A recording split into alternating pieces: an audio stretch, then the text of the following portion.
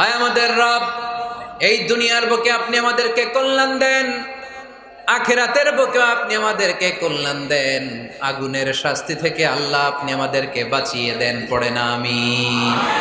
তাহলে আগে দুনিয়া, তবে দুনিয়াকে হৃদয়ে স্থান দেয়া যাবে না। দুনিয়াকে বশ করে হাতে নিব, কিন্তু হৃদয়ে থাকবে আখিরাত। জোরে বলতে হবে ঠিক কিনা? নিজ হাতে উপার্জিত সম্পদের চেয়ে শ্রেষ্ঠ কোনো সম্পদ আর হতে পারে না। আমার দিনমজুর ভাইয়েরা, কুলি মজুর ভাইয়েরা, রিক্সাওয়ালা ভাইয়েরা, ফ্যাক্টরি ওয়ার্কার যারা, আপনারা আল্লাহর কাছে অনেক সম্মানিত। আপনাদের উপার্জন হালাল। আপনাদের এক পা এমনি জান্নাতে ঢুকে আছে। এখন শুধু এক পা ঢুকাইলে চলবে? পা কয়টা? আরেকটা ঢুকানোর দরকার আছে না নাই? আপনাদের উপার্জন হালাল। আপনারা 5 ওয়াক্ত সালাত পড়বেন, মানুষের হক নষ্ট করবেন না, আব্বা আম্মার দোয়া নিবেন, দ্বিতীয় পাটাও